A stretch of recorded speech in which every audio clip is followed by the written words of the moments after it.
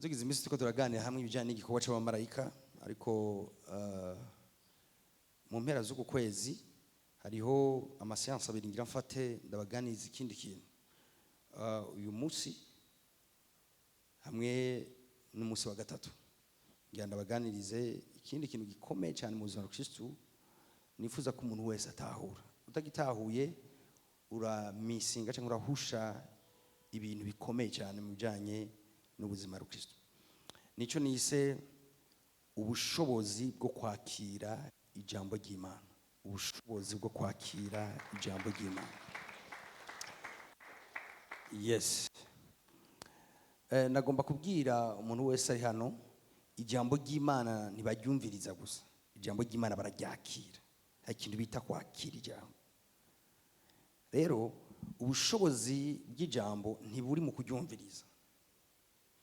Ubushobozi buri mu ijambo ry'Imana bwirekura canke bwiactiva igihe umuntu yumvirije ijambo mugabo akaryakira. Hari ikintu birayita kwakira ijambo. Hari ikintu ukwiye gutahura bita kwakira ijambo ry'Uhoraho. Ukamenya ni gute bakira ijambo ry'Uhoraho. Ukamenya niye nyifato ngira igende ko ndumva ijambo ry'Uhoraho. Yes. Rero ibi bintu birakomeye gose kuko ijambo ry'Imana vraiment ni ubushobozi busumba ubundi bushobozi bwose. Ijambo ry'Imana rirakomeye gusumba ibindi bintu byose twita ko bikomeye. Iyo umuntu yumviriza ijambo ry'Imana mugabo ntamenye ni gute twakira ijambo, ni gute umuntu yakira ijambo ry'Uhoraho, ni gute ni nyifati yihe umuntu agira igihe ari karumva ijambo ry'Uhoraho kugira ngo aryakire hama rikore mu buzima bwiwe. Kuko ijambo objectif Imana iduha ni kugira ngo rikore. Reka ndabisubiremo. Igituma Imana itanga ijambo ryayo ni kugira ngo rikore mu buzima bwacu. Mwibuke ijambo rirakora, ijambo rirakora. Ijambo rirakora. Bibiliya ivuga gutya muri Yesaya 55 umurongo wa 11 ivuga ngo ijambo ryanjye ntirizogaruka, ntirizosubira inyuma ridakoze icyo naritumye. Alors ijambo riratumwa kandi ijambo rirakora icyo ryatumwe. Alors uno munsi ijambo ryatumwe. Ryatumwe kuri yinde kuri wewe. Reka ndababwire ijambo none niki? Ijambo si ibindi ko navuga. Ijambo si hajya avuga mu rubanza. Iri jambo ndiko ndavuga riratandukanye na rimwe ryo mu rubanza. Bavuga ngo ndaguhaye ijambo. Hama umuntu agaca avuga ati tugira amahoro. Hama agaca ashira kibindi bintu. Ijambo ndiko ndavuga siri. Ijambo ndiko turavuga Bibiliya itubwira ngo ubwa mbere na mbere jambo yariho. Jambo yahoranye n'Imana kandi uwo jambo yari Imana. Nta cyaremwe na kimwe kitaremwe nawe. Mwumva batavuga in person. Bavuga umuntu, bavuga Imana. Bibiliya ikitubwira ngo iyo tuvuze ngo ijambo rirakora ifa gutahura niryo ryaremye ibi byose tubona. Ibiboneka n'ibitaboneka. Mbere usonye mu Baheburayo gatatu gahera 11 ku murongo wa gatatu gutyo ukamanuka. Bibiliya itubwira ibintu bikomeye cyane. Iratubwira ko ukwizera kutumenyesha yuko ibiboneka n'ibitaboneka byaremwe n'ijambo ry'Imana.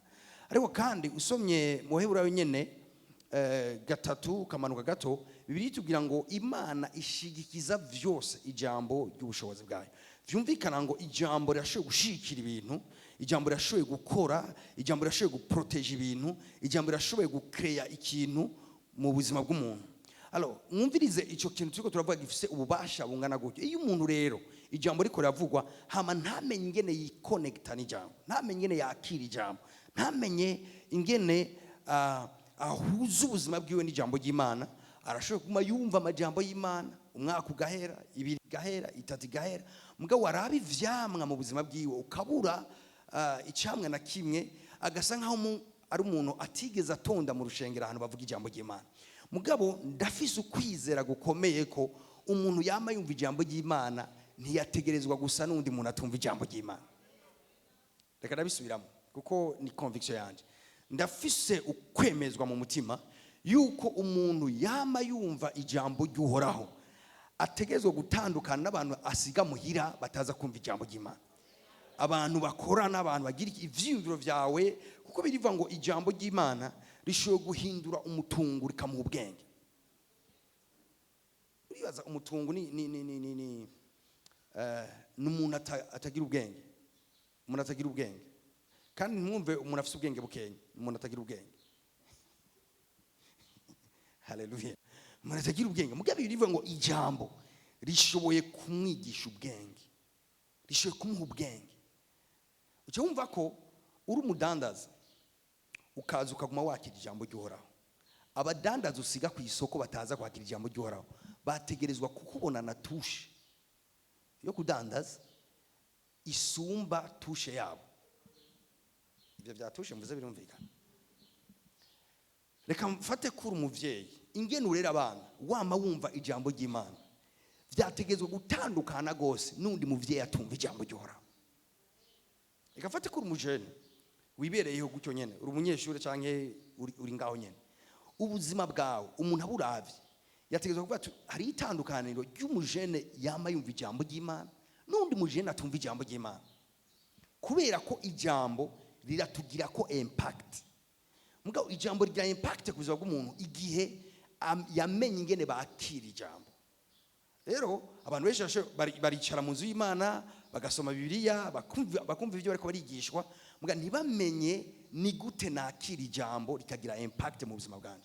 Rero kino gitondo nivyo naje kubaganiriza ingene ijambo ryose wakira ishoye kugira ikimazi rigahindura ubuzima bwawe ingene ubayo muri domaine yose urimo. Ijambo rishoye kuduza capacity ingene wiyumvira. Amen. Ijambo rishoye kuguha inzira zingene ukora ibintu, rishoye kukwigisha inzira zingene ukora ibintu. Ijambo rishoye kukwigisha ibintu atawundi muntu numwe yigeza kwigisha, kuko biratangaje igitabo dufise cya Bibiliya kirimo amadetayi y'ubuzima ku buryo rishoye kutwigisha n'ingene dufungura, n'ingene twikomporta hanze, n'ingene uri umurimyi worima, n'ingene umudandaza wodandaza, n'ingene sinzi mugabo mu madomene yose ijambo rishoye kukwigisha ingene ubaho. Mugabo rero byama bikenera ko umuntu nawe amenye ingene bakira ijambo ry'Uhoraho. Kino gitondo nizera ko ari ahantu tugira tuje mu izina rya Yesu. Nizera ko ari ndurugezo tugira tuje ko mu izina rya Yesu. Nyiganza mugenza bamubwira ati ubushobozi bwo kwakira ijambo ry'Uhoraho. Vuga ati ubushobozi bwo kwakira ijambo ry'Imana. Mwumve ko nako ndavuga ijambo ry'abantu, ndiko ndavuga ijambo ry'Uhoraho. Hari ubushobozi bwo kwiconnecta n'ijambo, hari ubushobozi bwo kwakira ijambo ry'Uhoraho. Yes. Reka tujane hariya mu cete cya mbere Paulo yandikiye ab'Itesalonike, donc 1 Thessaloniciens 2. Duhere ku murongo wa 13. Uyu murongo ndagusoma uwundi muraza kunsomera. 1 Thessaloniciens 2 verset 13. Nangira mere. Hava gutya. Dushire amaso abafise Bible muzizingurure abatazifise mukurikirane hariya. Haravuga ngo natwe igituma dushima Imana ubudasiba nuko amwe mwakira ijambo ry'ubutumwa mwatwumvanye niryo jambo ry'Imana mutagemeye nk'ijambo ry'abantu, ariko nk'ijambo ry'Imana nkuko riri koko rikorera muri mwebwe abizera. Twese tuvuga ati rikorera. Sinzi ko mwumva mu gifaransa bakoresha ijambo agir. Rikorera muri twebwe abizera. Rikorera muri twe. Nyuma y'andi majambo ijambo rirakora. Ijambo rirakora. Muga rikorera he? Rikorera muri twebwe abizera. Now, harimo ibintu bikomeye. Iyi shengero ry'Itesalonike ni shengero ryatangaje Paulo. Paulo yaraje aravuga ubutumwa. Avuze ubutumwa haciye igihe aragaruka. Hama agaruka nishimwe. Ari yahavuye yabigishije yababwiye ama principe atandukanye y'ubwami bw'Imana. Hama ava muri ico gisagara agenda mu kindi. Hama agaruka muri ico gisagara mbwa agaruka nishimwe. Igihe yagenda yagumye yumva amakuru menshi y'intahe zikomeye ziriko ziraba muri bene data Itesalonike. Yumva ingene ijambo ryahinduye ubuzima bwabo. Yumva ingene ijambo ry'impactse mu buryo budasanzwe ubuzima bwabo. Yumva ingene imiryango yabo yahindutse. Yumva ingene amakaraktere yabo yahindutse. Yumva ingene abantu b'Itesalonike batungishijwe n'ijambo bakiriye. Ingene ubuzima bwabo bwahindutse mu buryo budasanzwe buhinduwe n'ijambo ry'Imana. Hama Paulo avuga, yandika igicete ariko avuga ikintu gikomeye cyane cyari mu mutima wiwe. Avuga ngo natwe igituma dushima Imana ubudasiba nuko hamwe mwakira ijambo ry'ubutumwa mwatwumvanye. Umvirize, Paulo yaraje nk'intumwa umukozi w'Imana arigisha ijambo ry'uhoraho, aratanga message yanukanywe n'Imana. Hama ahejeje, mwumvirize, aba bantu rero nibo batangaje. Iri shengero ry'Itesalonike niryo ryamutangaje.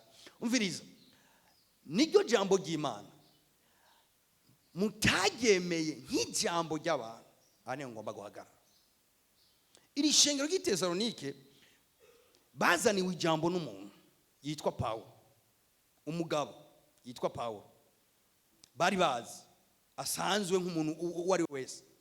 Mugabo abazanira ijambo, ashe ko yari afise intege nke ziwe Paulo, ashe ko yari umuntu ngaho mu kibano ameze ukuntu afise imigenderere n'abantu, ari umuntu azwi gutyo. Mugabo igihe Paulo yazanira message ishengero ry'Itesalonike, bobo ngo ntibaryakiriye nk'ijambo ry'abantu. Agafunguruzo kari ngaho, barashoboye kurenza amaso yabo Paulo, barashoboye kutumva gusa ati ni Paulo ariko aratuganiriza. Hama babona Imana yamutumye inyuma yiwe mu byo ariko aravuga, mu majambo asanzwe basanzwe bakoresha aho nyene ariko arababwira. Bumva mu Imana, baradesida kutabona Paulo, badesida kubona Imana yamutumye. Hama ayo majambo ariko aravuga ntibayakira nk'amajambo Paulo ababwiye, bayakira nk'ijambo Imana yabarungikiye iciye muri Paulo. Bibiliya ivuga ngo nico gituma iryo jambo ryaciye rikora mu buzima bwabo ibikomeye. Mwumvirize ijambo rikora. Ijambo rikora si ijambo wakiriye nk'ijambo ry'abantu. Ijambo ry'Imana rikora ni ijambo wakiriye wigishijwe n'umuntu, mugabo ukaryakira nk'ijambo ry'uhoraho. Très important. Niho ngomba magarare gato. Igihe cyose ndaguhagaze imbere gutya ndakwigisha, urafise choix, urashoboye kudesida kwakira ijambo nk'ijambo rya Pasteur Edmond ariko arakwigisha. Muri ico gihe uryakire nk'ijambo ryanje, nta na kimwe rishoboye kugukorera, kuko ijambo ry'umuntu ntirikora, hakora ijambo ry'uhoraho. Ati pasa, ni ryari umuntu ubona canke ni nyifato imeze gute y'umuntu ariko yakira ijambo nk'ijambo ry'abantu? Icya mbere, ivyo ariko aravuga canke iryo jambo riko riravugwa, we abona uwo muntu gusa ahagaze imbere yiwe. Umuntu adashobora kurenza amaso ntabone jewe ndiko ndavuga, akabona uhoraho yantumye. Uwo muntu ariko yakira ijambo nk'ijambo ry'umuntu. Umuntu ashoboye kwakira ijambo ariko ntarishire ku mutima. Reka ndabaha akarorero. Nk'ubu Imana fata kwiyagaze ngaha iri kiravuga ibindi ko ndavuga, hariho attention twogira, hari inyifato twogira, hari ukuntu twotega amatwi, hari ukuntu twoshira umutima kuri ivyo biriko biravugwa. Ariko kandi n'atari Imana yaje guhagarara ngaha, no mu rundi ruhande niyihagaze hano niri kiravugana nawe. Ubushobozi rero buri mu gushobora kundenza amaso je ndiko ndavuga, ukabona ijambo ry'uhoraho natumanywe kuri wewe.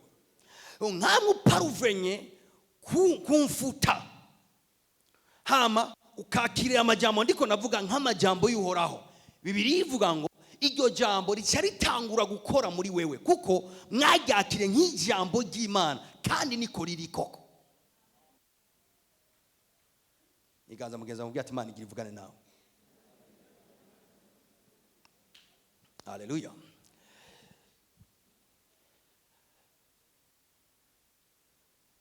Hari inyifato canke attitude tugira ku ijambo yerekana ko tutari conscient ko Imana iri kiravuga.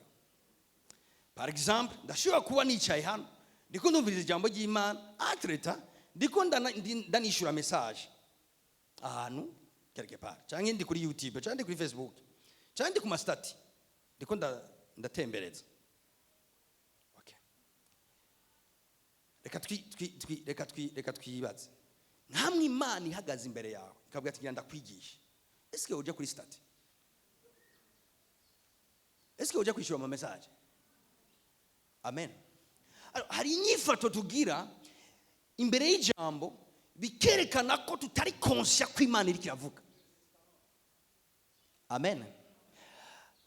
Ari igihe umuntu yumviriza ibintu ijambo ry'uwari kuravuga gutya atreta ariko ariyumvira umuntu yamweskorotse mu ndwi heze, ariko ariyumvira business y'ingene yageze mu ndwi heze, ariko ariyumvira ingorane yasize muhira.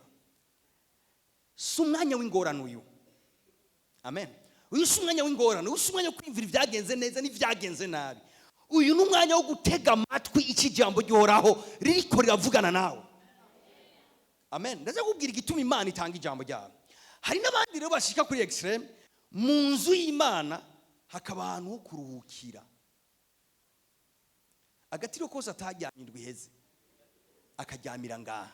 Imisi yose ntava mu ikoraniro adatsinziriye. Misi yose kandi izo si nkemu mbi. Iyo ni inyifato yiwawe itari. None impemu bizofata wewe wenyine muri ishengero ryose. Amen. Misi yose nubu no bavuga reka ndababona hamwe yese ndababona. No bavuga abantu bama basinzira mu ikoraniro. Araturingiga gatonyi. Niyazi ivyuma biriko biravuga bagatiro rirarenze. Ivyuma biriko biravuga ama mikrofone ikaravuga. Hallelujah.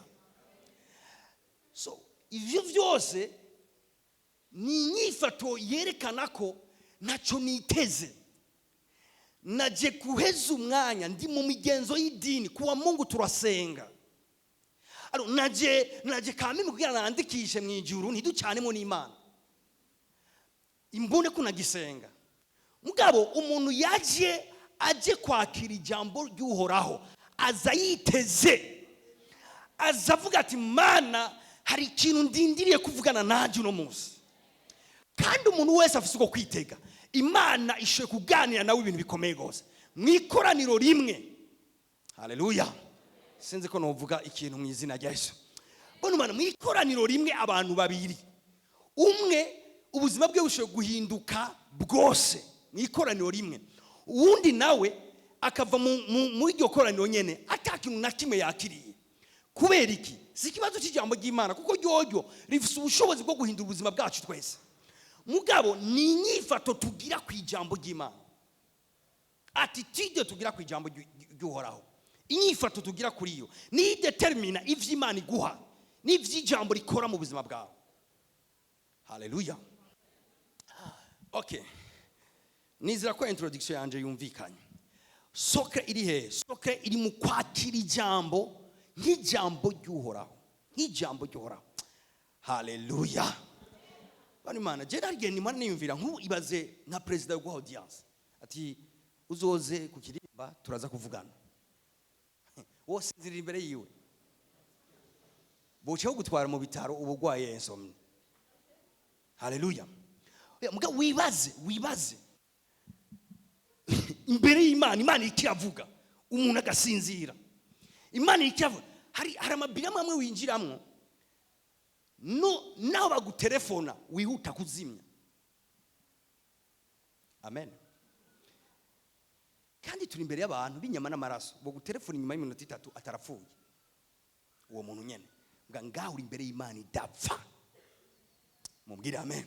Uri imbere y'Imana idapfa. Aro attitude yawe ikwiye kuba umutima witeguriye kwakira no kumviriza icyo Imana kiravugana nawe muri no mwanya. Yes. Reka rero tugende. Ndizera ko shizeho base y'ibyo nagomba gushira.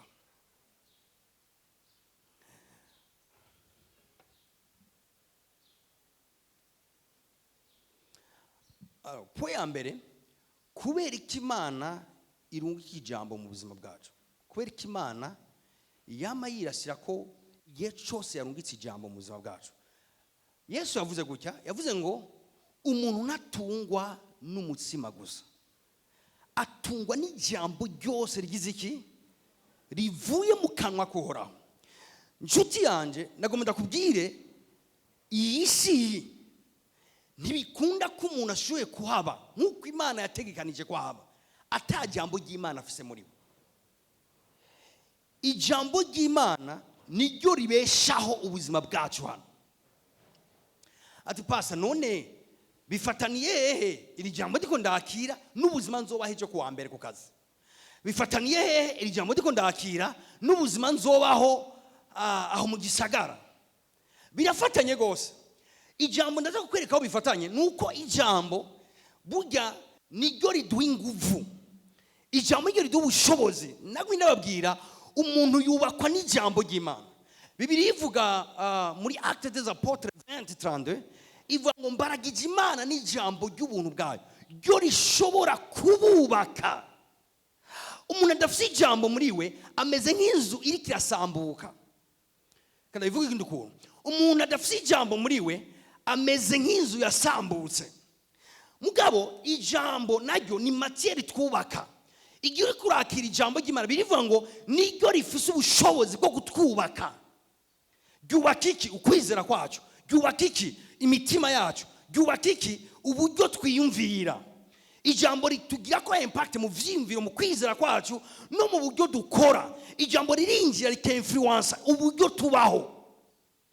Haleluya. Usomye mu Heburayo 4:12 bivuga ngo kuko ijambo ry'Imana ririzima. Ijambo ry'Imana ni rizima.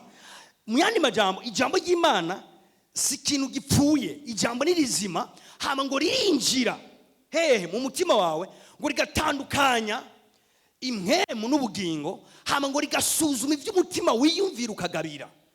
Mu yandi majambo, nimba atavyo waruzi, ajya ama decision wafashe ejo hirya ejo, ajya ama decision yose wafashe harimo ijambo wakiriye. Kuko birivuga ngo ririnjira rigasuzuma ivy'umutima wiyumvira ukagabira. Mu yandi majambo, ijambo rire-influence ama decision yacu. Amen. Amashwa tugira, muri ayo mashwa ijambo twakiriye ukwezi guheze, iminsi ibiri heze, burya muri ayo mashwa twagize ririmwo. Rero hari umuntu atibuka cyangwa yimvira ati je ibintu ndiko ndiga ntibiriko birankorera, mugabe ijambo ingene rigukorera nivyo nyene. Burya ijambo ginjira. Sinzi umuntu yakubagije ikibazo hamura mwishura, muga ijambo wize mu rushengero muri genyisho watanze ririmwo. Sinzi interview wakoze, mugabo inyifato wagize n'ingene wishuye n'ivyo wishuye, ijambo wize mu rushengero burya ririmwo. Amen. Sinzi comportement yawe ku kazi yotuma bagukasa nk'umukozi mwiza, muga wumve ko ijambo wize ririmwo. Hari umuntu rero atamenya ingene ijambo rikora. Ijambo urabona ntagira ukora nyonga imodoka gutya, burya ijambo wize ririmwo. Mu dutetayi twose tw'ubuzima ijambo ririmwo. Nimba wimvira ati reka nkate ngaha, barikora nyonga gutya, hamagugo cyamwe iciyumvira ati ntuce ngaho ca ngaha, burya ijambo ririmwo. Kuko birivuga ngo ririnjira ibwina muri twebwe, rikinjira mu madecision yacu no mu mashwa yacu. Haleluya. Imana ishimwe cyane. Alors objectif ya mbere Imana iduhera ijambo nukugira ngo ijambo ritubesheho. Urabona nk'ubu ndiko ndahitamo tuzokubakana, nkaraba amaso nkatumbereza ku muntu kanaka, nkumva sindamukunze, burya ijambo ririmo. Amen. Hama nkarabisha amaso ku wundi, nkumva ndamukunze, burya ijambo ririmo. Hama ndiko ndahitamo ivyo gukora, nkumva iki sindagikunze, iki nkumva ndagikunze, burya ijambo wakiriye ririmwo. Bibiliya itubwira ngo ririnjira gushika ugiye implika mu madecision yacu. Aya nama mystère y'ijambo. Amen. Iri nibango y'ijambo ry'Imana mu buzima bwacu, n'igikorwa cy'ijambo mu buzima bwacu. Haleluya. Vuga ati ijambo riri ku gikorwa mu buzima bwanje. Vuga nk'uvyizera, vuga ati ijambo ry'Uhoraho riri ku gikorwa mu buzima bwanje mu izina rya Yesu. Amen. Okay. Iyindi ntumbero ya kabiri ituma Imana irungika ijambo mu buzima bwacu niyi. Mwumve gutya, ijambo ry'Imana n'urutonde rw'ingene ubwami bw'Imana bukora, ni protocole y'ingene ubwami bw'Imana bukora. Ndasubiramo ibyo ngombye kuvuga. Imana ahantu hose igomba kuzana impinduka. Imbere kuzana aho impinduka irungika ijambo ryayo. N'ubwami bwubatse uko. Ahantu Imana igomba kuzana impinduka, guhindura ubuzima bw'umuntu, nishoka ibuhindura, ishoka kuzana ijambo ryayo. Ikintu cyambere ikora ihazana ijambo. Ahantu hatagira ijambo nta kubwo kw'Imana kuhakorera. Amen. Imana uyisenze ati Imana ndakeneye impinduka, ikintu cyambere ikora iguha ijambo. Iryo jambo iguhaye rije kuzana impinduka mu buzima bwawe. Mu yandi majambo rizana iki? Rizana ukwizera nako gutuma Imana ijya kuyikorwa mu buzima bw'umuntu. Amen. Mu vyumve ugwaye hamuka biki wasenga ati Imana ndagomba gukira. Mwumvirize, ndagomba uhagakira ijambo. Uvuze ngo Mana ndashaka gukira, ugasenga Mana nkiza, Mana ngira neza, ikintu cyambere Imana igira irungika ijambo. Igituma ndagusaba kugira ngo ntusamare ni kubera iryo jambo rigucitse ugukira kwa kurenganya. Amen. Irungisa ijambo ati mu mishago ya Kristo twarakize. Hama mwemu yerara kugira guhishura iryo jambo. Mugabo rikurenganye n'ukuboko kw'Imana gukiza kukurenganye, kuko Imana nishoboye gukora andero ijambo ryayo. Ahantu hatagira ijambo ryayo nta n'ukuboko kw'Imana kuhari. Haleluya. Aha ndaza kuhagaruka mu mwanya. Mugabo wumvirize, nkamwe Imana ivuze ati ngomba ndagukiza urupfu. Uriko urasenga wumvise imwe mu y'urupfu, ati Mana nkiza urupfu. Ikintu Imana ikora iguha ijambo ry'ivyizigiro, iguha ijambo ry'ubuzima. Iryo jambo ry'ubuzima ushe kuryakira ingaha mu rushengero ukumva sinzopfa nzobaho, ukumva riramase mu mutima. Kandi bantu b'Imana, ijambo ry'Imana ryatewe mu mutima w'umuntu, urupfu nifise ububasha bwo kurirandura muri we, nirufise n'ububasha bwo kumutwara. Kuko ijambo Bibiliya ivuga ngo Imana iri inyuma y'ijambo ryayo kugira irishitse. Niri inyuma y'ivyimviro by'abantu, niri inyuma yo gushaka kwabo, iri inyuma y'ijambo ryayo. Uca wumva ko ijambo uri misinze, ijambo uritakaje, ijambo rikurenganye, burya Imana irakurenganye. Mwumve icyo bisigura kuba attentif ku ijambo ry'Uhoraho, kugurura amatwi ijambo ry'Uhoraho, kwisengera mbere uko wumve Mana uri kuvuga niki nanje muri kino gihe. Kuko Imana iri inyuma apana y'ibibazo byacu, iri inyuma y'ijambo ryayo.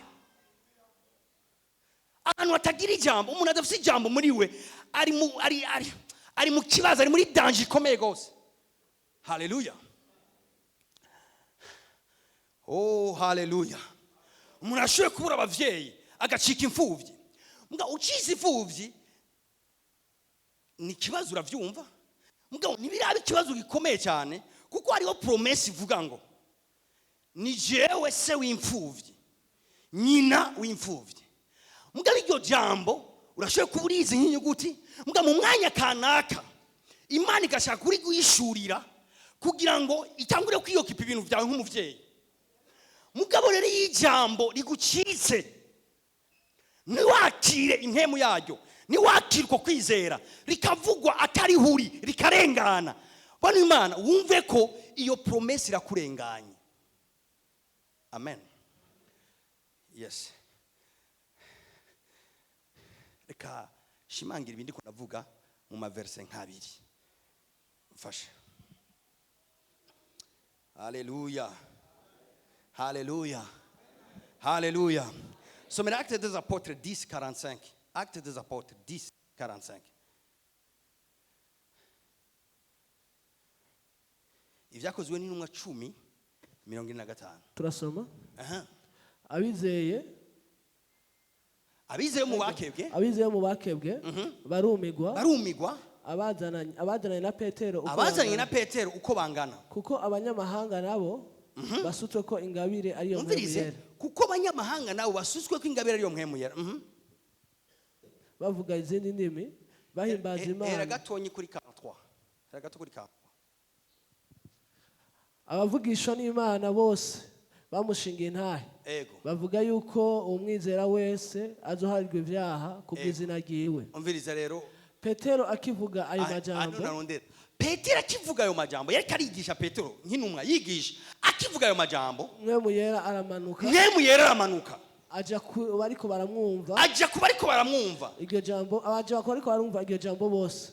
Mwumviriza n'Imana subiramwo pastor mwemu yera aramanuka Petero akivuga ayo majambo mwemu yera aramanuka aja bariko baramwumva barumva iryo jambo bose. Amen.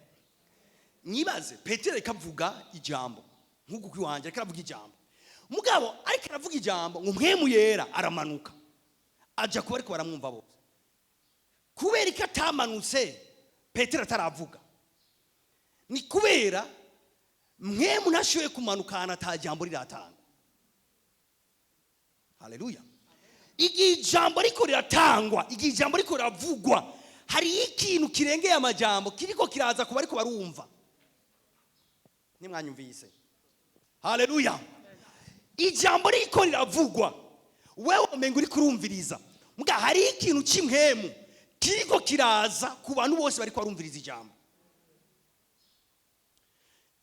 Petero yaravuze imhemu y'uhoraho iza ku bantu nanje handiko ndavuga imhemu y'uhoraho iri kiraza ku bantu mushoboye ijambo ni imhemu. Yesu yavuze muri Yohana 6:33 yavuze ngo amajambo mbabwira ni imhemu n'ubuzima. Vyumvikana ngo ijambo riko ravugwa hari imhemu iri kiraza ku bantu hari ubuzima buriko buraza ku bantu. Haleluya. No témoigna nta muntu mashiye kumva ijambo ry'Imana ngo agumuko yarari kuko ijambo ni imhemu. Hari imhemu ziko ziraza zuhoraho zinjira muri uwo mureka rumva ijambo ry'uhoraho. Hariho ubushobozi bw'ijambo buriko burinjira mu muntu wese ariko arumva ijambo ry'uhoraho. Nta muntu numwe yumva ijambo ry'uhoraho ngo agumuko yarari. Impossible. Somera Zaburi 107 verset 20. 107 verset 20. Zaburi ijana n'indwi murongo wa 20 hava ngo arungika ijambo ryiwe indarungika Imana arungika ijambo ryiwe akabakiza indwara. Ni gute Imana ikiza indwara abantu? Imana irungika ijambo ryayo. Haleluya.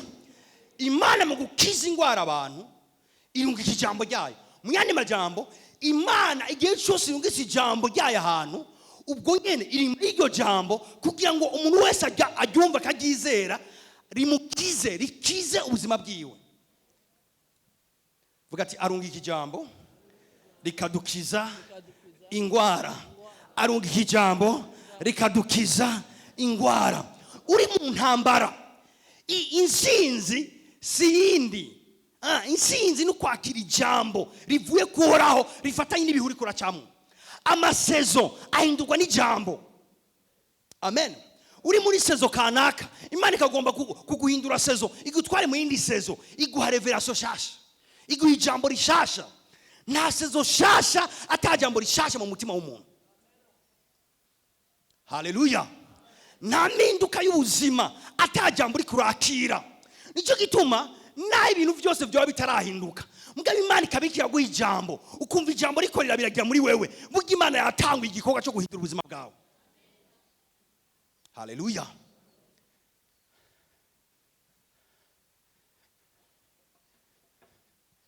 Reka ntiza karoro kamwe. Umunsi umwe reka some tujya hariya mu bami ba kabiri igice c'indwi umurongo duhere ku murongo wa 2.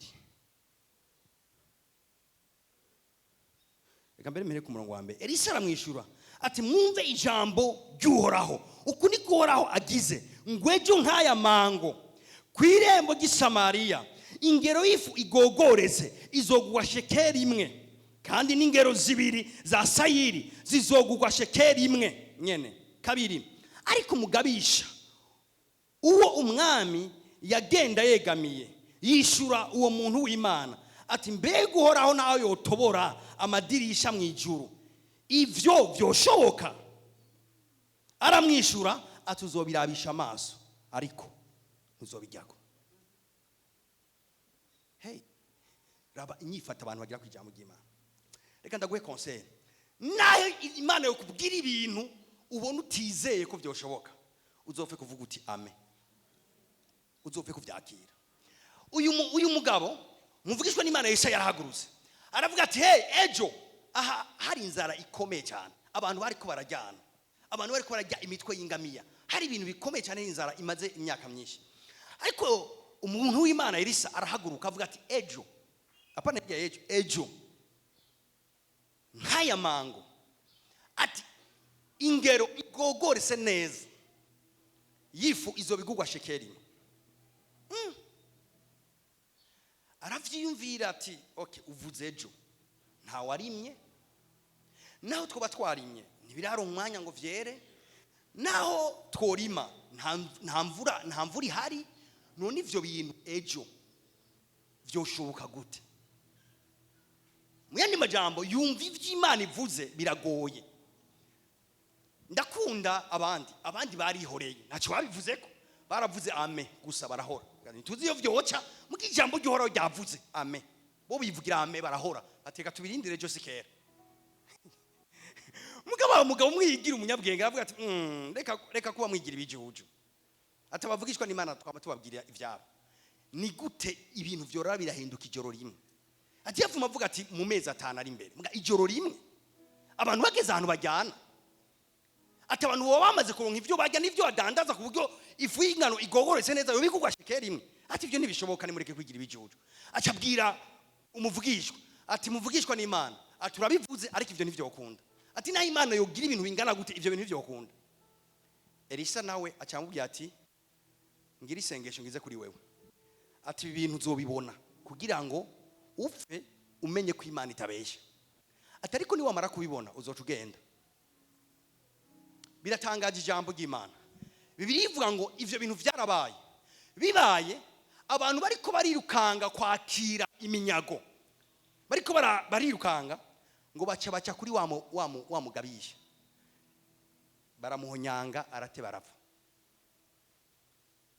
Apfa abonye ko ijambo Imana yavuze itabesha, mugabo afata biriye. Banu Imana hari ikintu kijanye no kwakira ijambo ry'Imana, naho ryoba rirengeye ivyiyumviro vyawe, ukaryakira mu mutima ukavuga ati Mana sinzi ingene vyogenda, sinzi naho wobicisha, ariko ibivuze ndavyakiriye. Amen. Okay, ubu rero usiganya akabazo kamwe, ni gute rero bakira ijambo ry'Imana? Gukomera turumvise ko rikomeye, guhindura ubuzima bw'abantu.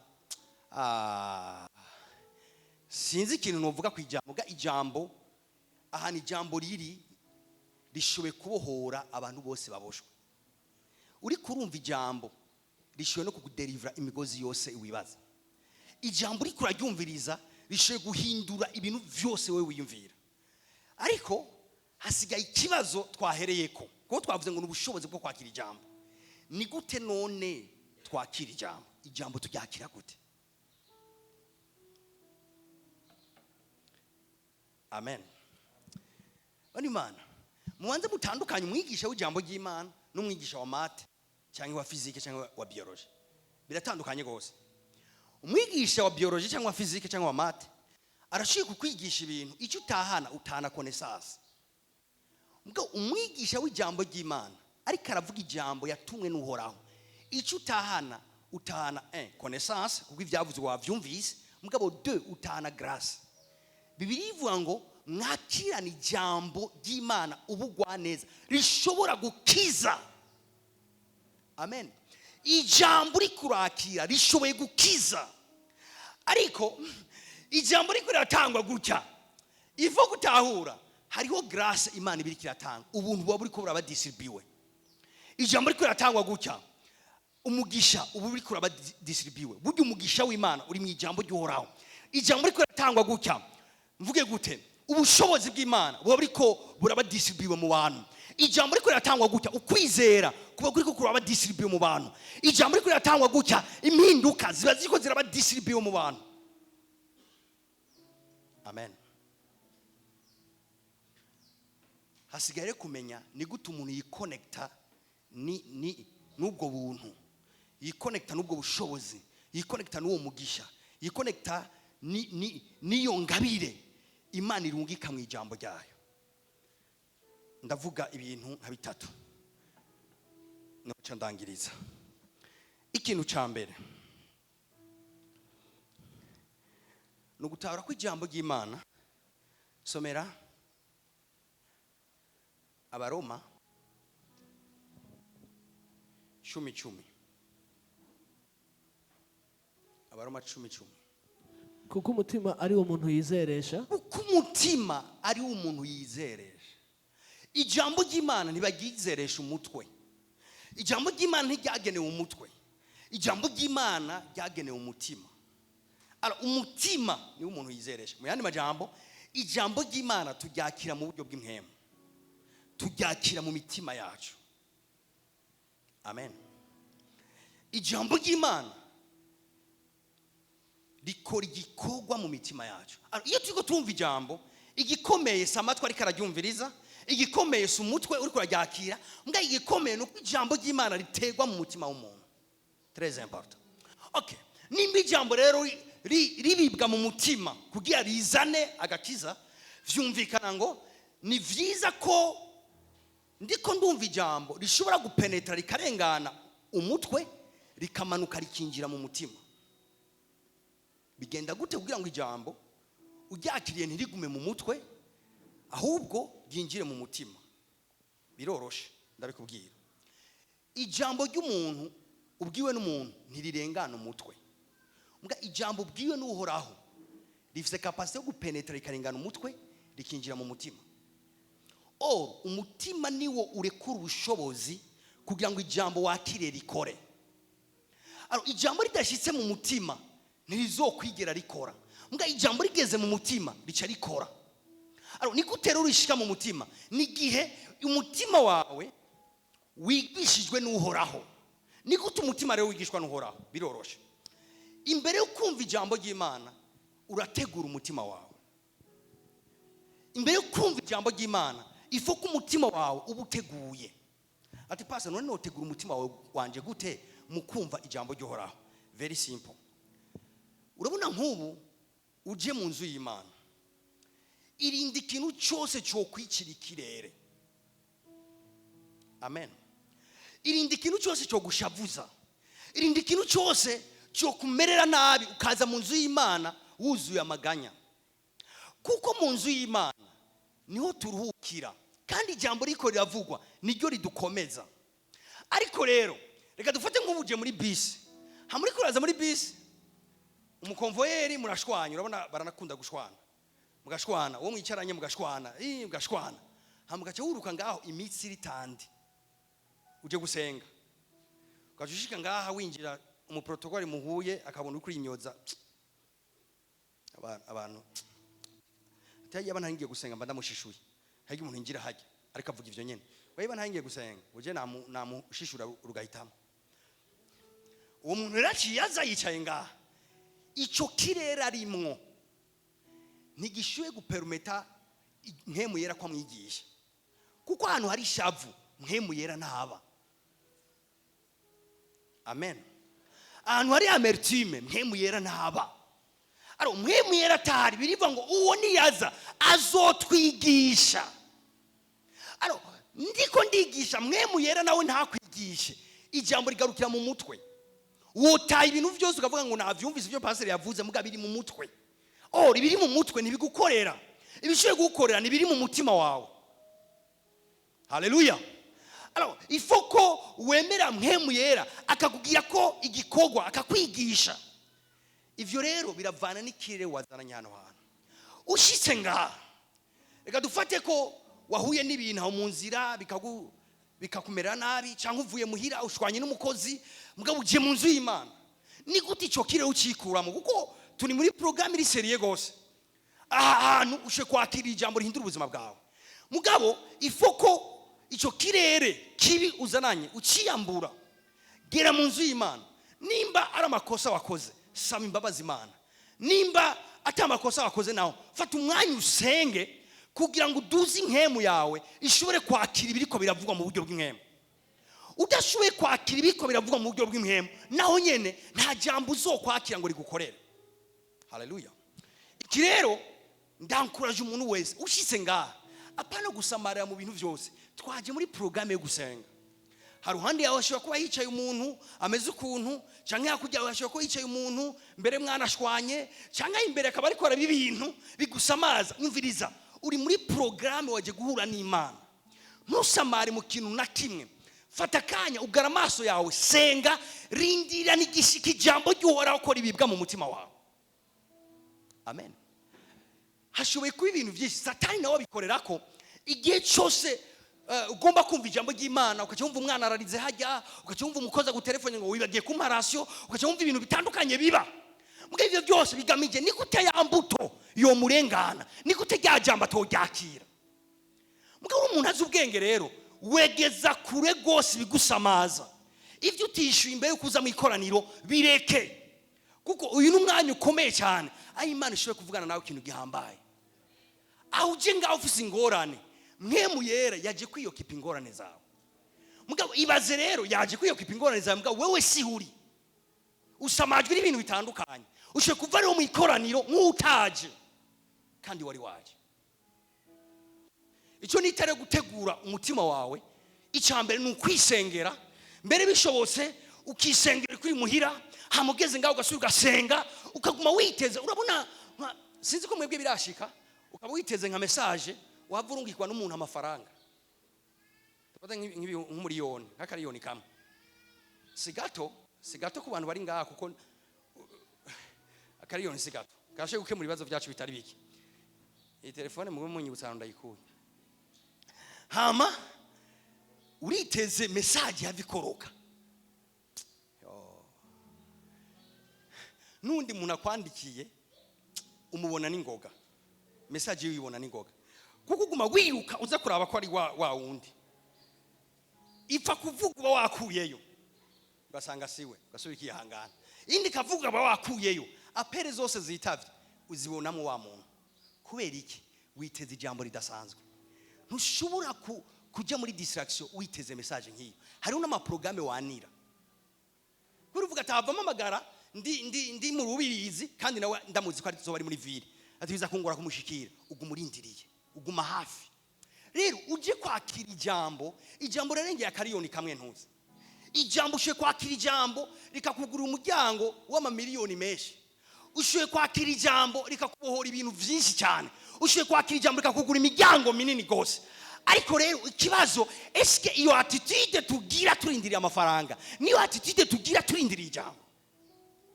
Ngomba kugufasha iyo attitude nyene, namwe hobone ku muntu agira iyi attitude nk'iyi arindiriye amafaranga, akayigira arindiriye kwakira ijambo. Imana ibintu yomuha birarengeye ivy'umwigisha yo bari karigisha. Nimba abantu bari ngaba ariko banyumva mubwire amen. Imana ihaza umutima unyotewe. Imana ipakurura ijambo ryayo ikarishira mu mutima ufise inzara n'inyota. Umutima ufise inzara n'inyota n'umutima witeguye. Amen. Amen. Nka samedi uziko Dimanche nzoza gusenga. Dimanche barayitegurira. Uyu n'umunsi udasanzwe urawitegurira. Ukabuza ati ejo Imana yashoye kunyimvira ko mbere ukisengera, ugasengera n'umwigisha zo kwigisha kugira ngo Mpemu yamucishe mu ivyawe. Amen. Haleluya. Imana ishimwe cyane. Akakumvikanye ijambo ry'Imana turyakira mu buryo bw'impemu. Ifa ko Mpemu yarakwigisha. Uwo birivuga ngo ashoye kwabira ku vya data akabitumenyesha. Ashoye kwabira ku vya data akabiduha. Ashoye kwabira ku vya data akabiduha mu mitima yacu. Mpemu Yera. Amen. Vuga ati Mpemu Yera niwe mwigisha wanje.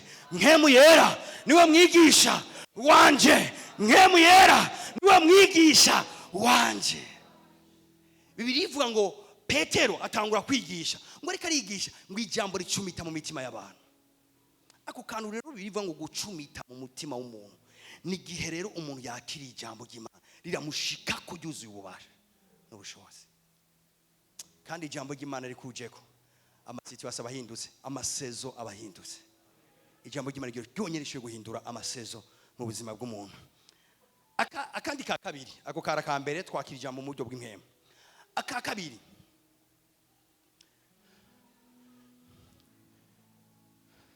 n'ubushobozi buri mu kuvuga mu kuduza ikiganza ijambo riko riravugwa uryakiriye mu mutima ukaduza ikiganza hama ukavuga uti amen ndavyakiriye très important somera haba Nehemiya 8:5 shaka kuri 6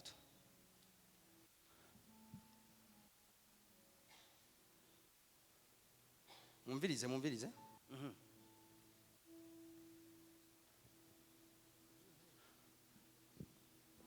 reka ndagufashe nuko Ezira azingurura igitabo abantu bose babona kuko yarahagaze ahisumbuye maze akikizingurura abantu bose bava hasi mumvirize iyi expectation mumvirize uko kwiteka Nehemiya azingura umuzingo w'igitabo ni nka Bibiliya uno munsi azingura umuzingo w'igitabo Nehemiya agomba tangure kubwira abantu ijambo ry'Uhoraho abantu bose barahaguruka amena Imana iyo tuvuga nkagira twakira ijambo ry'Imana tugahaguruka cyangwa ubundi ko ndigisha umuntu akakira ijambo agahaguruka nta dini ririmo hari abantu babikora nka fanatisme mbwari n'abandi bantu babikora avec gutahura amen inshengero iri hanga rya imbere ya Nehemiya bose babonye azinguriye igitabo agomba tangura kuvuga ijambo ry'Uhoraho bose baca barahaguruka nk'abantu biteze bubasha ijambo bavuga ati tuje kumviriza icyo Imana igira ivugane natwe barahaguruka imitima yabo yose bayishira ku ijambo ry'Imana umvirize byakurikiye Ezira araheza ahimbaza Uhoraho Imana isumba byose abantu bose bashira amaboko hejuru murabi ibintu wa Imana abantu bose bashira amaboko hejuru bati amen baraheza barunama bashika hasi imbere y'Uhoraho bubika amaso ku isi Imana ishimwe murabe iyi fenomene murabe ibintu biko biraba Nehemiya atoye igitabo nka Bibiliya nkuko nzinguriye Bibiliya nzingururira arazingura umuzingo w'igitabo arabwira ati tugiye dusome ijambo ry'Uhoraho agomba abagaburira ijambo ry'Uhoraho ishengero ryose rirahaguruka guhaguruka bisigura iki ni signe ya expectation ni kimenyetso cyo kwitega amen ikindi ni kimenyetso cyo kubaha ugiye kuvuga amen okay icya kabiri ahegiye guhaguruka atangura gusoma amajambo yo guhimbaza Imana abantu bose baca baraduza amaboko bagira gutya bati amen haleluya iyo turi mu nzu y'Imana hama umuntu akaduza amaboko akavuga ati amen ku ijambo ry'Uhoraho si dini si ukwigana ibyo abandi yabonye bagira no gutahura reka ndabafashe icarico amen iyo umuntu nk'ubu yakiriye ijambo haleluya nk'ubu mvuze nti ati Joseph mu izina rya Yesu ntuzopfa uzobaho murumva akantu agize ngo amen harakatashize ko ntiyadugije ukuboko amen singomba kubigira nk'idini mbwa ndagomba kubigira avec gutahura ari ikintu cya mbere kiba hari abantu bavuga amen iryo jambo mu mutima wabo bataryakiriye iryo ni dini ni fanatisme iryo nta kintu kimwe bizobakorera mbwa yundi muntu aryakira mu mutima wiwe mbwa uko kuryakira nyene bikaca bimuhagurutsa kuvuga ati amen ndaryakiriye amen bisigura ngo bibe gutyo amen bisigura ngo ndavyemeye amen isigura ngo mwami ivyo uvuze nukuri aya majambo gasa ndiko ndifondera nico amen nyene bisigura. Amen. Amen bisigura ngo bibe gutyo. Amen bisigura ati mwami ivyo uvuze n'ukuri. Amen bisigura ngo ivyo uvuze ndavyakiriye arareta. Haleluya. Alors ati none ko barakantu gakenewe cyane iyo uri kurumva ijambo hama reka dufate ni jambo Imana programye kuri wewe cyangwa umukozi w'Imana programye kuri wewe hama iryo jambo ukaryumva gusa ukagizera hama nkuvuge amen ukirekera uko nyene hama vuga ati pasa l'essentiel nuko ndavyakira mu mutima ati kuko Imana iraba mu mutima. Yes, Imana iraba mu mutima. Muga mu byo kwizera Imana ntiraba mu mutima. Mu byo kwizera Imana iraba mu mutima no ku munwa.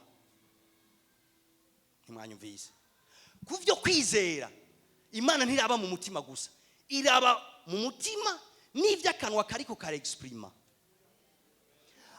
Mu mutima ni giki cyerekana ko umuntu yakira ijambo mu mutima n'ivyo ari karagira ku munwa. Mutahura amategeko y'imwe nakora. Haleluya. Haleluya. Umunsi umwe Yesu ahura n'impumyi zibiri. Arazibaza ati mushaka ko ndabakorera iki? Okay. Je numva iki kibazo kitagira sense. Wewe nawe utoburi Yesu umuntu ahumye akabari karakurondera urabibona ko ashaka guhumuka. Aho ndabeshe. Nawe utari umuganga urabibona ko umuntu ahumye akeneye guhumuka. Mugabo Yesu abanza kumubwira ngo naho muje muriko muratakamba ikibazo ndababaza niki murashaka ndabakorere iki? Mbega Yesu agombye gutakaza umwanya oyaye agomba ko bi-exprima agomba kwivyo bafise mu mutima babivuga. Yesu ni Imana yarabona ikibazanye yarabona mu mutima yabo ikintu kibazanye yarabona ico baje kurondera mbwa kubereka baje ngo mushaka ndabakorera iki ashaka kubiri mu mutima bivana mu kanwa kabo. Nimwanyumvise ukwizera si ivyo twaye mu mutima gusa ukwizera ni ivyo ufise mu mutima kandi uri kuravuga. Bibiliya ivuga ngo turizera nico gituma tuvuga. Mu yandi majambo umuntu yizeye umurabira ku munwa ivyo ari karavuga. Haleluya. Uhoraho ni umwungere wanyu ntimuzokena. Amen. Ndabonye abantu bakenye bavuze amen baraduza n'ukuboko. N'urugendo. Uhoraho ni umwungere wanyu ntimuzokena mu izina rya Yesu. Sidini birivuga ngo bose bava hasi hama baduza amaboko yabo barasemera ngo amen amen amen. Alors amen yawe iyo amen uvuze ikora ibintu bitatu ngira mvuge. Amen ifite fonction zitatu. Iya mbere amen uvuze amen iduga directement ku Mana. Mugabe ikaduga nka worship iduga ja nko kuhimbaza Imana. Ati paso bikuye he usome ivyahise Yohana d'abord amen iri jambo amen mumva ico risigura mu nkomoko yaryo.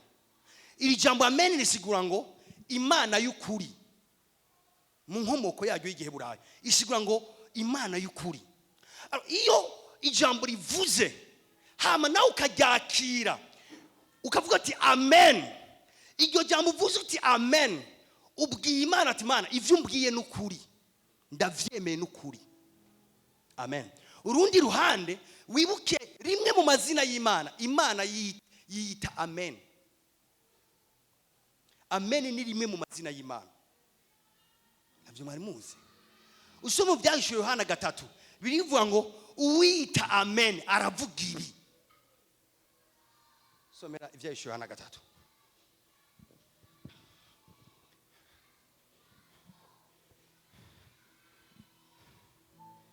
Haleluya. Imana ishimwe cyane. Gatatu somera ku murongo wa 14. 14 haravuga ngo wandikire umumarayika w'ishengero ry'i Laodikiya. Wandikire umumarayika w'ishengero ry'i Laodikiya. Ati uwiyita amen. Uwiyita amen. Icabona cyo kwizigirwa. Banzo reka kwirigura genda. Uwiyita amen. Inde Yesu Kristo. Aha niwe karandikira amashengero. Biciye muri Yohana. Abwira ngo uwiyita amen. Myani majambo ariko aravuga ngo jewe rimwe mu mazina niyita ni amen. Haleluya. Aro ikintu cyambere iyo uvuze uti amen iryo jambo amen ni nka worship uri kurahimbaza Imana Haleluya. Iyo duhimbaza Imana hari igihe indirimbo ivuga ukana amen amen.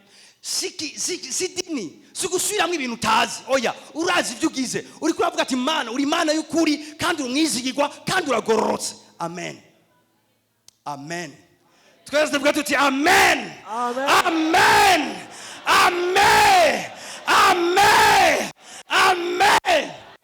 Urabona igihe umuntu aza mu rusengero agasanga abantu bavuga amen. Muga ntiyigeze amenye igituma bavuga amen. Haleluya.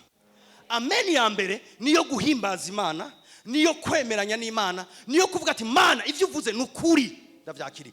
Amen ya kabiri, indi soano ya amen, igihe uvuze ati amen, amen iyo niyo gutera intege umukozi w'Imana ariko arakwigisha. Amen. Hariko umuntu bariko arigisha, umuntu akavuga ati amen pastor, amen pastor, amen pastor. Uvuze ati amen pastor bishobora ngo pastor ndakiriye ivyo uvuze ni amen kuri jewe. Amen. Urazi ivyo uvuze ati pastor ivyo uvuze ni amen ndavyakiriye ni amen. Amen bishobora ngo nuko nyene biri pastor. Ivyo uvuze nivyo wanje pastor ndavyakiriye mu izina rya Yesu. Hallelujah. Ati pastor none ivyo birafise ikimazi. Yes.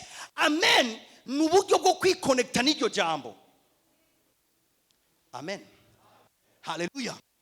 Rimwe na rimwe nko ku bantu, iyo abantu bigisha bose barabizi, no ku bantu bavugishwa. Igihe uri kuravugishwa ku muntu n'abantu basengera abantu, cyangwa uri kurasengera umuntu, cyangwa uri kurigisha ijambo ry'Imana, umuntu uri kurabwiriza cyangwa uri kurakorera akavuga ati amen, hari inguvu yaktiva muri wewe. Nimwanyumvise? Hari ugomba kuvoma ibintu byinshi mu muntu ariko aravuga, gumwakiriya uvuga uti amen. Ukumwakira ni kumuha energy, ni kumwakuraja kugira ashobore kuvuga ibindi. None nimuvuga amen munyakuraje. Ifoko tuzatura pratika. Muga urabona nk'ubu nje nkango ndabigisha.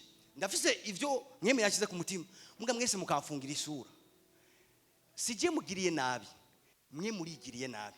Kuko ivyo Imana yampaye ndaburi kirere ndabivugiramo. Ikirere kirangumira. Amen. Bimwe ndashoboye kubitahana. Ndiko ndasengera umuntu urabona nk'ubu ndiko ndasenga. Nikoko ndiko ndasenga. Mugabo nta amen, nta kuduza amaboko avuga ati ivyo ndavyakiriye. Ntatura ati kira mu izina rya Yesu. Ntavuga ati Johoso. Iri jambo ndavyakiriye rirakomeye gose. Mwibuke Imana nta na kimwe ikora ku mutima utizeye ngo wakire ibivuzo. Ushaka ndagukorera iki? Mugabo uwundi aravuga ati ico nshaka ndakizi, nshaka guhumuka. Okay. Imana ishimwe cyane, Imana irakoze. Umunsi umwe Maria na Yesu bajyana muri mariage ikana igalilaya. Bagezeho vino irahera. Iheze Maria acaragenda agira Yesu aterega abantu babuze vino. Ntirabe ugira icyo ukoze. Yesu acamubwira mudekuraje ati aba bantu duhuriye he? Tamikindi naco n'igihe cyanje nikiragera. Mugabo Maria aranka kwakira ivyo Yesu avuze. Acagenda abwira abaservere ati icyo ababwira mugikore. Icyo ababwira Mhani majambo icyo babwira muje kucakira, muze kuvuga amen kucavuze. Aci umwanya bacabona Yesu arahamagaye abaservera ati hey, ati ndabonye intango zitandatu ngaho, ati genda muzuzuza amazi. Bari kumubaza ati okay, twe dukeneye umuvinyo, udutumye amazi, mudutuma kurondera inzabibu, tuzigure hama tuzizane, ukora igitangaza zihinduke zibe vin. Mugabo ati genda muvoma amazi. Muga Maria yababwiye ngo icyo ababwira mugikore. Imana, reka ndababwira Imana ingene imeze. Imana ikazokubwira ikintu ikabura amen muri wewe, fini ibagira nta gitangaza uzofa ubonye. Kuko umutima ni umuntu yizeresha. Ariko kandi yizeresheje umutima ngo ace yaturisha kanwa. Wizeresheje umutima ni waturisha kanwa nta gakiza kari. Hallelujah. ndavuga ngo ukwezi muzogendera mu magara meza mwese mu izina rya Yesu. Biriko biraza ndabonye amaboko hejuru. Kandi birero ibi nta bintu by'ubujene, nta bintu by'ibiki. Turi imbere y'Imana, nta mujene hari, nta n'umuntu akuzahara. Turi imbere y'Imana, ijambo risohotse ryakira n'ubugwaneza. Bibiri ivuga ngo mwakirana ubugwaneza.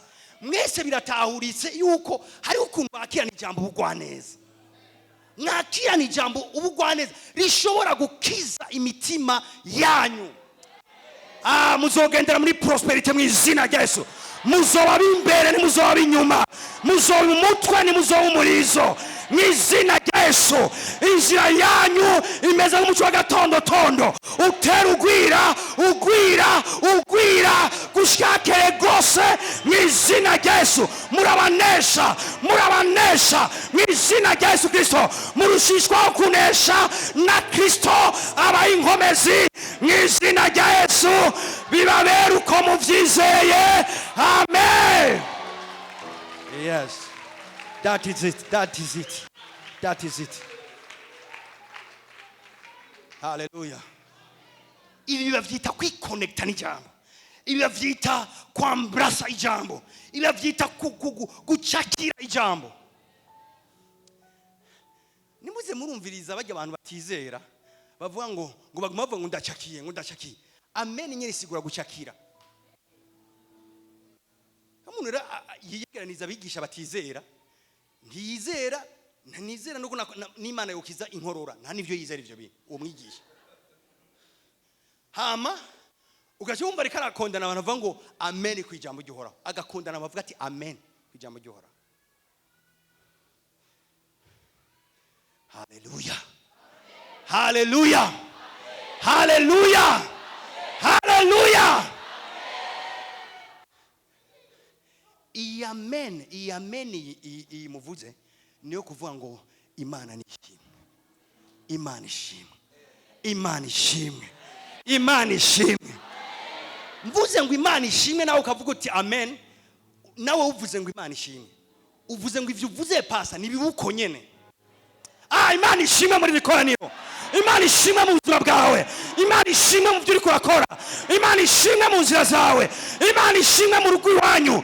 Imana ishimwe mu muryango wanyu. Imana ishimwe cyane. Hallelujah. Akanyuma amen ikora. Icambe navuze ngo igiriki?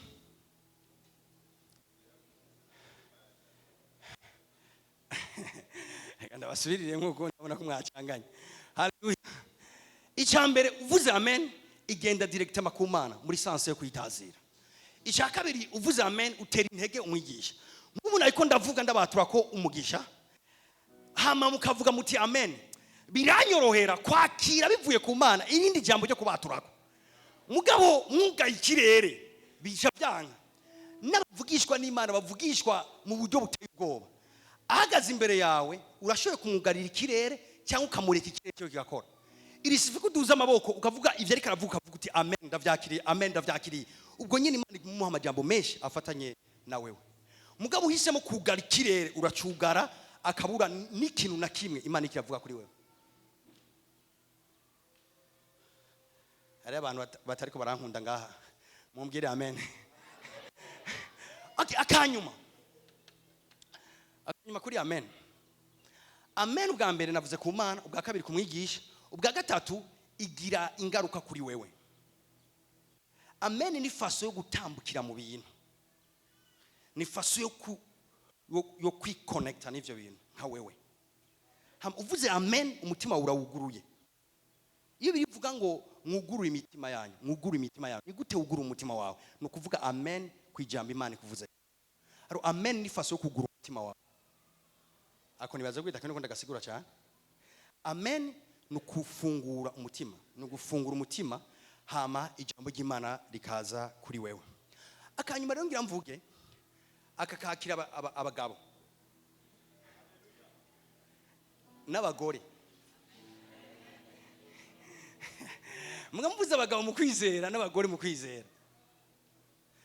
Bibiliya yavuga abana mu kwizera hama imiyabaga mu kwizera n'abagabo mu kwizera. Ivyo ngiye mvuge rero vyakira abagabo mu kwizera. Amen. Eka ndabe ko ngaha dufise abagabo n'abagore mubwire amen. Si kibazo cy'imyaka, abagabo n'abagore mu kwizera mubwire amen. Okay. Hari undi buryo bwo kwiconnecta n'ijambo n'isengesho hamwe n'indirimbo canke worship iba iriko iracaho hantu. Hari ubuntu burekuwa aho hantu. Hari uburyo bwo kwiconnecta n'ubwo buntu bundi. Icambe navuze amen. Hari ubundi buryo bundi bwa kabiri bwo kwiconnecta n'ivyo bintu. Dufate nk'ubijambo uri kuri igijambo hama iryo jambo ryaguhezagiye. Urumvise ku vy'ukuri kw'Imana ivuganye nawe. Uburyo bwa mbere bwo kwiconnecta n'iryo jambo ni amen. Uburyo bwa kabiri bundi nibwo ngenda kubwira. Hari igihe uri kuririmba indirimbo ukumva iyo ndirimbo nk'ubu turi mu ikoraniro ukumva si indirimbo ahubwo n'ubuvugishwa Imana ikivugana nawe ibintu byinshi muri iyo ndirimbo. Muri ico gihe urashoboye gutera amen, ukaduza uko ugatera amen kandi tuko tura worshiping, ariko kandi hari n'iyindi façon ushoboye gukora kugira wiconnecte n'iyo ndirimbo. Niyihe? Nugutora amafaranga imbuto yawe hama ukayitanga ukayibiba muri iryo jambo. Sinababwiye ko bigira bibagore. Amen. Ni worship canke ni inyigisho canke ni sengesho usengewe. Hama ukeneye guhuza umutima wawe n'iryo sengesho. Icyo ukora inyuma yo kuvuga amen, washe gutora imbuto yawe ukayitanga ukayibiba muri iryo sengesho, ukayibiba muri iyo ndirimbo, ukayibiba muri iryo jambo. Kuyibiba muri iryo jambo ni ukwiconnecta naryo. Ati pastor uba wiconnecte naryo gute? Reka ndakubwiye. Bibiliya ivuga gutya, ivuga ngo umutima w'umuntu uzobaho ubutunzi bwiwe buri. Cyangwa ubutunzi bw'umuntu aho buri niho n'umutima wiwe uburi. Alors ahantu ushize ubutunzi bwawe ubutwaye umutima wawe.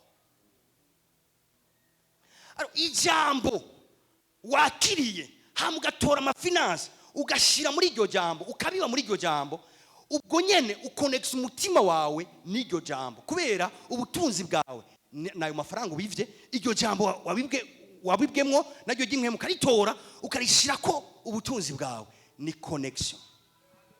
Amen. Rero hari gihe tuba tuko turatazira nkuko ukabona umuntu aratoye imbuto yiwe araja yitanze. Ijya mbuto tuyita imbuto ya worship. Si ugutanga kubera vyashushe. Nugutanga kubera ko wumvise ikintu Imana igukominitse muri iyo ndirimbo. Hari igihe umuntu yaraza mu rushengero cyo gituma ibintu avyigisha akabona abantu turiko turigisha ijambo batoye amafaranga bagiye gutanga, akimva ati none iryo nishikanwa rya kane. Oya sishikanwa, iri sishikanwa ni imbuto yo kwiconnecta n'iryo jambo. Amen. Hari igihe tuba turi mu worship umuntu akaba yicaye ngaha akabona ibiseke ngaha akabona umuntu yakiriye ijambo yakiriye indirimbo Imana ikivugana nawe atwaye imbuto yiwe ayishize mu giseke agaca yimvira ati ngira nakere gutanga amashikano agaca tora ishikano giwe nawe nyakaca yitwara mu giseke ntazi biri kubiraba. Si umwanya w'amashikano, umwanya w'amashikano urahari ahubwo ni umwanya uri kurabiba mu cy'Imana ikivugana nawe. Abantu bari kumuranyva mumbwira amen. Ndifuza ko nusoroma ko mukora ibintu mukora ibintu mutahura ivyo ari byo, utahura ivyo urakora ivyo ari byo, kubera ibintu ukoze byose utagira gutahura ubikora nabi kandi nta na blessing yavyo wakira. Ndarangiye. Imana ibahezagiye.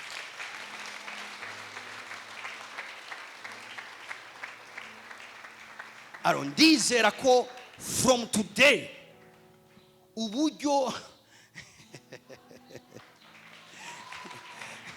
from today uhereye no munsi uburyo tugiye kwakira ijambo ry'Imana mu makoraniro bitandukanye n'ingene twara turyakira.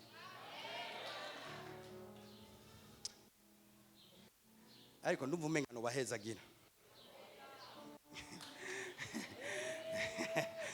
Uhoraho abagirire neza, uhoraho abarabe byiza, uhoraho abaha umugisha uva hera urusengero, uhoraho abatungishe, uhoraho abazigame, uhoraho abashire hejuru, uhoraho abaduze, uhoraho abagira umutwe, uhoraho abashire imbere, uhoraho abaha umugisha, uhoraho ahezagira ibiganza vyanyu, uhoraheza ibyo muri ko murakora, uhorabahe ibyo mukeneye n'ibirenge ibyo mukeneye, uhorabashire hejuru mu izina rya Yesu. Twese tuvuge tuti amen. Twese tuvuge tuti amen. Twese tuvuge tuti amen. Narimbuza mu inzira yanyu imeze nk'umuco w'agatondotondo, utera ugwira ugwira ugwira ugwira ugwira ugwira ugwira gushake gose.